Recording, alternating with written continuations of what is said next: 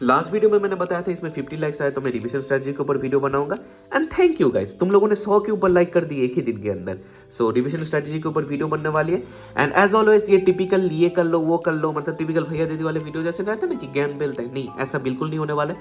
इधर वही चीज मैं बताने वाला हूँ जो मैं खुद इतने दिन मतलब मैं आपको दिखाता हूँ। लगभग 3 महीने पहले मैंने ये वीडियो डाला था कि I didn't revise big mistake, and तभी लोगों को समझ नहीं आता। लोग सोच रहे कि भाई मैं कुछ भी पैनिक कर रहा हूँ। नहीं भाई, मेरे को तभी दिख के आया था कि अभी जाके प्रॉब्लम होगी, एंड प्रॉब्लम हो भी रही है लोगों को। टेलीग्राम पे लोग मेरे को मैसेज कर रहे हैं, स्ट्रीम में आके लोग बोल रहे हैं कि रिवीजन में दिक्कत हो रही है। साला मैं 3 महीने शुरू करने के बाद भी मेरे को भी बहुत दिक्कत हो रही है। So it's a common thing कि आपको दिक्कत होगी। सो हाँ, मैंने अपने गलतियों से जो जो चीज़ें सीखा है, एंड मेरे लिए अभी जो चीज़ सबसे ज़्यादा वर्किंग करे, मेरे को रिजल्ट जिस चीज़ से मिले, जैसे कि आप मेरे AITs में देख सकते हो कि AITs में मेरे नंबर इंक्रीज हुए। सो मेरे को जिस चीज़ में रिजल्ट मिले मैं आपको वही चीज़ बताने वाला हूँ। एंड ऐसा नहीं कि भाई मैं ये वीडियो बनाने के बाद ये कॉपी फेंक दूंगा। भाई तुम लिटरली देखो, मैंने इधर लिख के रखा है, मैं अपने स्ट्रेटेजीज फॉलो करता हूँ, ये खुद फॉलो करता हूँ। सो ये भी मैं खुद ही फॉलो करने वाला हूँ। And without any further delay let's start the video. So मैं आपको पहले ये एक्सप्लेन करता हूँ कि क्यों रिवीजन स्ट्रेटेजीज, मतलब जो टिपिकल रिवीजन स्ट्रेटेजीज रहता है ना कि ये कर लो वो कर लो टाइप, ये क्यों बकवास चीज़ रहती है मैं आपको समझाता हूँ। एंड आप बोलोगे कि भाई दिस मेक सेंस। देखो, डिफरेंट लेवल ऑफ प्रिपरेशन, हर इंसान का प्रिपरेशन अलग है ना। मेरे चैप्टर्स कितने हुए, किसी और के चैप्टर्स कितने हुए, मुझे नहीं पता। एंड हर इंसान के चैप्टर्स अलग अलग होकर रखे। सो मैं अपना कोई रिवीजन स्ट्रेटेजी दूंगा तो वो दूसरे इंसान के लिए काम नहीं करेगा।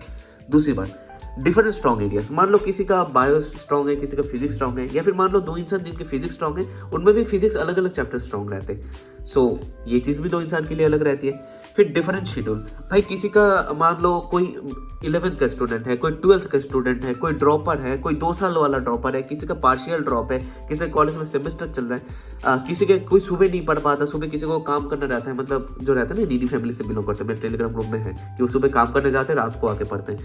सो हर इंसान का शेड्यूल अलग है। एंड उसके बाद डिफरेंट स्पीड, मतलब कि कोई एक चैप्टर 2 घंटे में खत्म करता है, कोई एक चैप्टर 6 घंटे में खत्म करता है। जैसे मैं एक मतलब मैं जैसे स्लो पढ़ता हूँ, मतलब मेरे को टाइम लगता है पढ़ने में। सो हर इंसान के लिए चीज़ें अलग है। तो रिवीजन वाली जो चीज़ है, ये मैं ऑफकोर्स मैं आपको अपना स्ट्रैटेजी, अपने अप्रोचेस वगैरह सब कुछ बताऊंगा, सब कुछ मैं कहने वाला हूँ। बट वो यही रहेगा कि आप अभी सुनोगे, 1-2 दिन अप्लाई करोगे, तीसरे दिन आपको मालूम चलेगा कि भाई इसका तो कोई फायदा है नहीं। देन आप जो अभी ये वीडियो देख रहे हो वो टाइम आपका वेस्ट होगा, एंड आप फिर से पैनिक कर जाओगे कि भाई इसके भरोसे चल रहा है तो ये तो गलत निकला।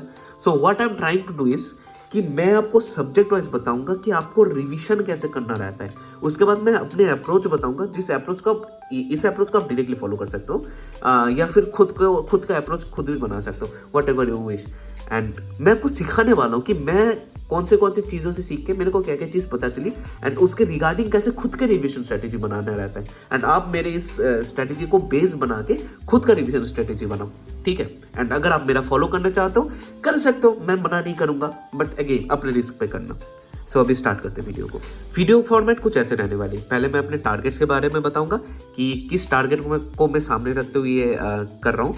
उसके बाद मैं ये बताऊंगा कि सब्जेक्ट वाइज अप्रोच क्या रहती है।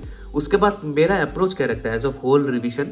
एंड उसके बाद माइंडसेट टिप, ये वाला चीज आराम से सुनना, ध्यान से सुनना, डेफिनेटली सुनना। करना खत्म नहीं बोल रहा हूँ, वो तो मेजॉरिटी लोगों को हो भी रखा है, जो मतलब रेगुलर स्टूडेंट्स हैं उनका तो होके रखा है। बट मैं वो नहीं बोल रहा हूँ खत्म, मतलब तुमने रिवाइज कर लिया, तुमने क्वेश्चन प्रैक्टिस कर लिया, इस लेवल के खत्म। हाँ देखो, परफेक्शन तो हम नीट के पहले दिन तक पढ़ेंगे तभी जाके परफेक्शन आएगी। But what I am trying to say इसकी, मान लो जनवरी के खत्म करके अगर फरवरी को मान लो नीट हो रहा है, सो एटलीस्ट मैं 11 के सारे क्वेश्चन करके आ पाऊँ। इस लेवल की प्रिपरेशन की बात कर रहा हूँ। खत्म ये मैं कहने की कोशिश करूँ। बट वही रहता है ना कि भाई आपके सामने एक प्रॉपर प्लानर नहीं रहता, तो फिर उसको फॉलो करना बहुत मुश्किल हो जाता है। सो आई वॉज थिंकिंग, मतलब आई वॉज सर्चिंग कि मेरे को ऐसा कुछ मिल जाए जिसके प्लानर को मैं सामने रखते हुए मैं प्रिपरेशन कर पाऊँ डिसिप्लिन्ड वे में। क्योंकि आपके पास एक चीज़ जब रहती है सामने, सो उसको देख के आपको लगता है भाई इतने चैप्टर बाकी, इतने चैप्टर करने हैं। सो इसी दौरान मेरे को मिला मोशन के ब्रह्मास्त्र टेस्ट सीरीज नीट के लिए, एंड उसका सिलेबस देखा मैंने, एंड आई वाज लाइक कि भाई हाँ यही तो मेरे को चाहिए। मैं आपको बताता हूँ अभी। सो बेसिकली 4 जनवरी को इनका सेमी मेजर 1 है, इसमें आधा 11 आ रहा है। उसके बाद 18 जनवरी को आधा 11, मतलब 2 सेट में आपका 11th हो रहा है। सो हो क्या रहा है कि मैं 11 मतलब ज़्यादा टाइम भी नहीं लग रहा है मेरा, बट पार्ट में मैं 11 खत्म कर रहा हूँ, 2 पार्ट में मेरा 11 खत्म, फिर 2 पार्ट में 12 खत्म, उसके बाद तो फिर कंप्लीट 11 सिलेबस का एक सेमी मेजर होगा, फिर क्लास 12 के फुल सिलेबस का सेमी मेजर, उसके बाद तो फुल सिलेबस टेस्ट वगैरह। चलो ये सब तो बात की बात है, but what I was saying कि मेरे को ये जो देख रहा हूँ ना, ये ऐसा एक चाहिए था, एंड आई वाज लाइक कि हाँ मैं इसको देख के फॉलो करके, इवन मैंने इसको प्रिंट आउट निकाल के इसे दीवार पे चिपका के भी रखा है। सो मैं इनको फॉलो करके मैं पढ़ने वाला हूँ। सो अभी फिर से स्ट्रैटेजी में लौटते हैं। हाँ, तो स्ट्रैटेजी में देखो कि 4 जनवरी एंड 18 जनवरी मैंने 2 पार्ट में रखा। एक बार में बहुत सारी चीज़ें नहीं रखने का ये फायदा रहता है कि आप पार्ट चीज़ों को कर सकते हो, आपका कंप्लीशन रेट ज़्यादा रहता है। तो मैंने 2 पार्ट में तोड़ दिया, मतलब इधर तोड़ के रखा है, मैंने तो कुछ काम नहीं किया था, तो ऑलरेडी होके रखा है। तो 4 जनवरी को मेरा आधा 11 से खत्म होगा, उसके बाद 18 जनवरी को बाकी 11। ये ब्रह्मास्त्र टेस्ट सीरीज, मतलब टेस्ट सीरीज तो खैर मार्केट में बहुत सारे हैं। मैंने इसको पर्टिकुलरली चूज़ करने का रीज़न बहुत सारे, मतलब मल्टीपल रीज़न है। फर्स्ट ऑफ ऑल मोशन है, ट्रस्टेड इंस्टीट्यूट है, तो आपको ज़्यादा कुछ इसके बारे में बताने की ज़रूरत नहीं पड़ेगी। बाकी इस एग्ज़ाम में क्या रहा है ना कि ये प्रैक्टिस टेस्ट टाइप क्वेश्चन नहीं रहेंगे। मतलब मैं आपको बताता हूँ कि इधर जो भी क्वेश्चन रहेंगे it will be like real exam type. Real exam मतलब क्या, इधर वेटेज वाइज चीज़ें आएंगी, इंपॉर्टेंट क्वेश्चन आएगी, अंदर से क्वेश्चन, मतलब जैसे रहता है ना कि आप नीट के लिए प्रिपेयर करो। मतलब अब देखो जनवरी से सीन अलग हो जाता है भाई, अभी तुमने जितने टेस्ट दिए वो अलग है, जनवरी से चीज़ें अलग है। ये मेजर टेस्ट वगैरह जो भी है, सेमी मेजर, ये सारे इनका पैटर्न अलग रहता है। ये रियल एग्जाम जैसे फील देती है कि वेटेज लेके आप पढ़ के जा रहे हो, क्वेश्चन छोड़ना, फिर क्वेश्चन अटेम्प्ट में टाइम मैनेजमेंट, सब कुछ एक रियल एग्जाम में जो चीज़ आपके ज़रूरी है वो सारी चीज़। एंड दूसरी चीज़ जो इंपॉर्टेंट है कि इसमें चीटिंग कम होती है। तो अगर आपके मान लो बहुत कम रैंक भी आए, so you will get to know कि हाँ वो आपके लेजिट रैंक है, एंड आपको पता चलता है। आपको ये फील नहीं होता कि भाई कोई बंदा चीटिंग करके 720 ला रहा है एंड उसकी वजह से आपकी रैंक पीछे जा रही। नहीं, ऐसा कांड नहीं होता है। You genuinely get your real rank, and all India level पे कंपटीशन होती है। एंड क्वेश्चन लेवल के बारे में मुझे नहीं लगता क्वेश्चन लेवल के बारे में बात करने की कोई ज़रूरत रहेगी। प्रॉपर स्टैंडर्ड क्वेश्चन रहेगी, सही है। So again link in description, अगर आप में से कोई इंटरेस्टेड हो, या फिर आप इस QR कोड को भी स्कैन कर सकते हो इफ़ यू वांट टू। बाकी मैं तो देने वाला हूँ, मैं रिव्यू करने भी वाला हूँ। एंड आप लोग अगर इंटरेस्टेड रहे तो फिर मोशन, ये भी जो मैंने ये QR कोड दिया, फिर लिंक जो डाला, उधर क्लिक करके उधर आपको प्लानर मिल जाएगा, and you can definitely check it out. बाकी अभी वीडियो में आगे बढ़ते हैं। अभी मैं सब्जेक्ट वाइज बात करने वाला हूँ कि कौन से सब्जेक्ट में आप कैसे रिविजन, जब आप अब खुद के रिविजन स्ट्रैटेजी बनाओगे तो क्या चीज़ आप दिमाग पे रखते हुए बनाओगे चीज़ें, राइट। सो फिजिक्स में देखो, एक रहता है स्ट्रॉन्ग चैप्टर, एक रहता है वीक चैप्टर। देखो मैं इधर बैकलॉग की बात नहीं कर रहा हूँ, पहले बता देना भाई, समझ लो ये रिविजन वाली वीडियो है। मैं मान के चल रहा हूँ बैकलॉग वाले चैप्टर आप कंप्लीट करके फिर रिविजन वाली देख रहे हो, मतलब बैकलॉग कंप्लीट करके फिर ही रिविजन के बारे में सोचना चाहिए ना, of course make sense. So strong chapter और वीक चैप्टर। स्ट्रॉन्ग चैप्टर कैसे बनना, स्ट्रॉन्ग चैप्टर डायरेक्ट नोट्स उठाओ, भले ही आपको लग रहा है कि आपको चैप्टर याद नहीं, बट नोट्स उठाओ, ट्रस्ट मी। अगर वो आपके स्ट्रॉन्ग चैप्टर है तो फिर आपको उसके नोट्स याद रहेंगे। जस्ट आपने रिवाइज नहीं किया तो आपको लग रहा है कि थोड़ा भूल से गए हो। डायरेक्ट नोट्स करो, उसके बाद शॉर्ट नोट्स है तो शॉर्ट नोट्स रिवाइज करो, नहीं है तो शॉर्ट नोट्स बनाओ।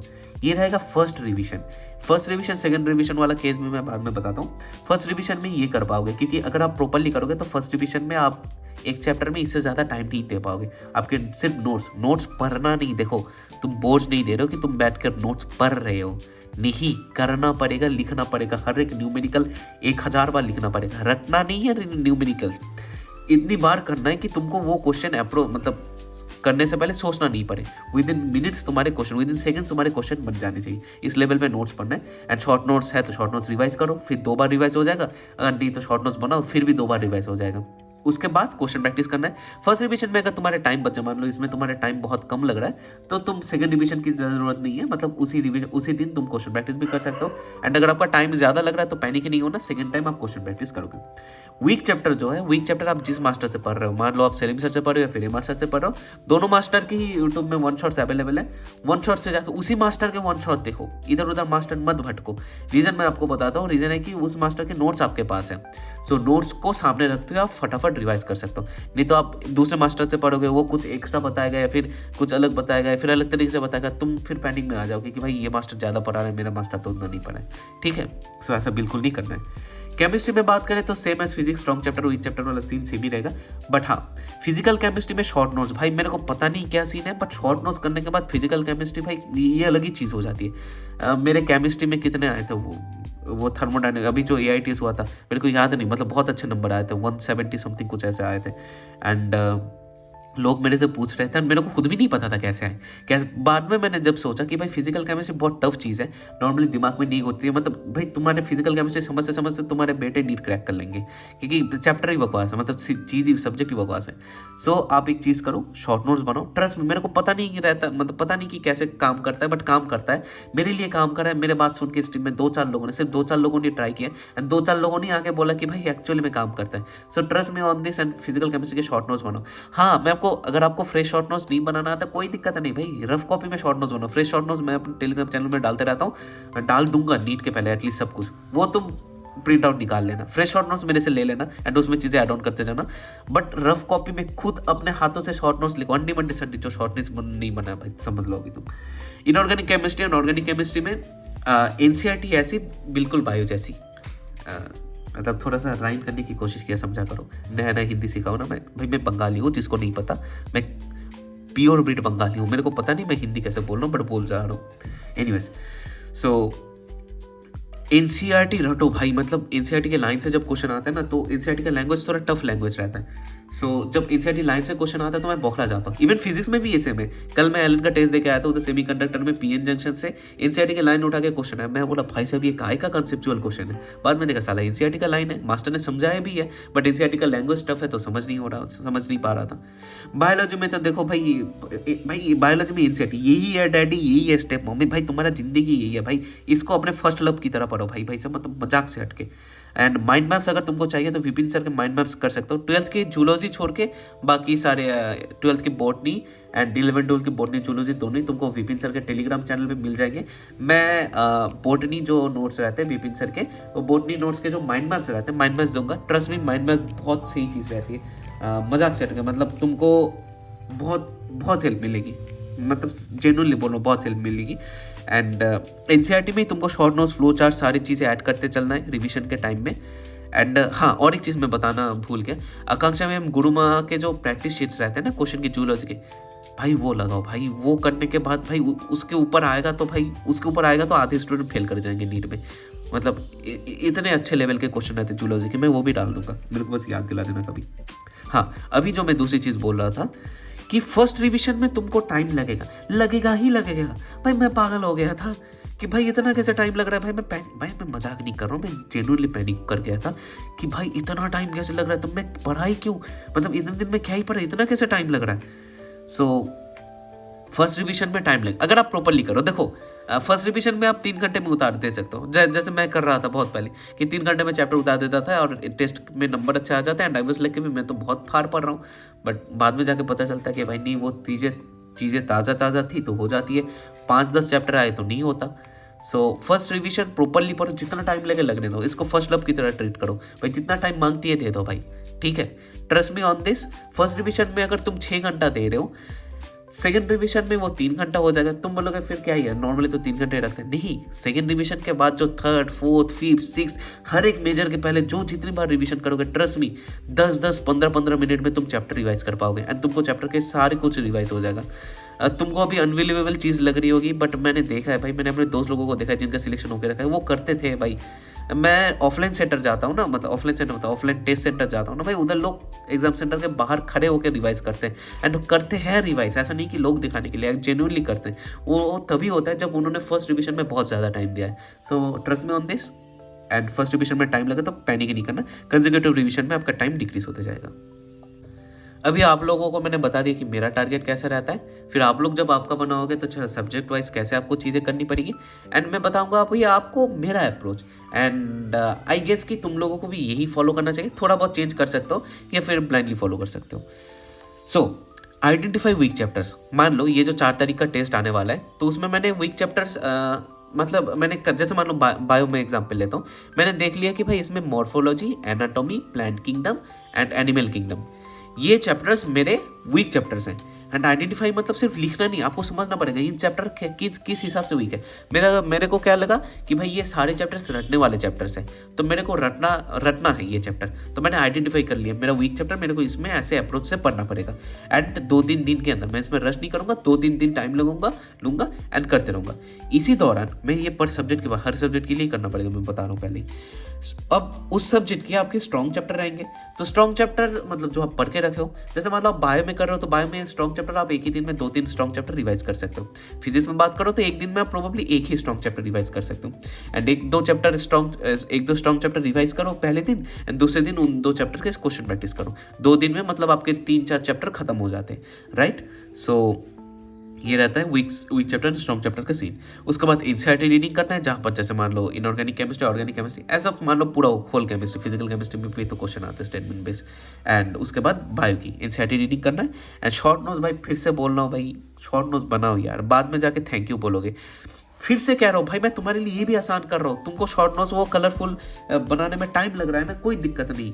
मैं तो कह रहा हूँ तो तुमको भाई, तुम जस्ट बनाना स्टार्ट करो खुद के हाथों से शॉर्ट नोट्स बनाते हो तो तुमको चीज़ें रिवाइज होती जाती है। खुद के हाथों से शॉर्ट नोट्स बनाते रहो। एंड उसके बाद का जो चीज़ है, मतलब जो फ्रेश नोट्स है, वो तो मैं ही प्रोवाइड कर दूंगा, या फिर तुमको टेलीग्राम में कहीं ना कहीं मिल ही जाएगा, राइट। फ्रेश शॉर्ट नोट्स उधर से उठा लेना, बट अभी फिलहाल रफ कॉपी में एटलीस्ट शॉर्ट नोट्स बनाना स्टार्ट करो। इतनी बार एक चीज़ मैं बोल रहा हूँ तो भरोसा करो भाई, इतने दिन भरोसा करे हो, तुमको रिजल्ट्स मिले, तुमको मार्क्स इंप्रूव करें, मेरे मार्क्स इंप्रूव करें, सो प्लीज़ इसमें भरोसा कर लो। पूरा वीडियो मत सुनो भाई, बट शॉर्ट नोट्स बनाओ, ट्रस्ट मी।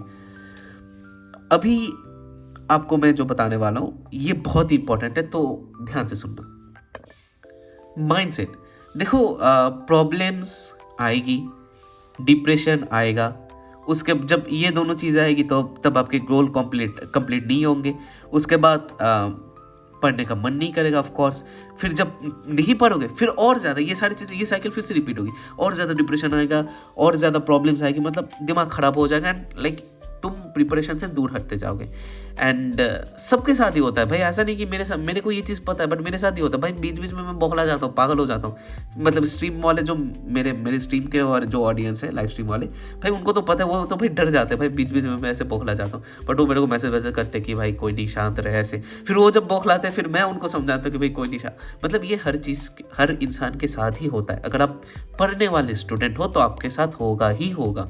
जो पढ़ता नहीं, लास्ट ईयर मैंने नहीं पढ़ा था, लास्ट ईयर को मेरे को घंटा फर्क भी नहीं पड़ा था इन सारी चीज़ों से।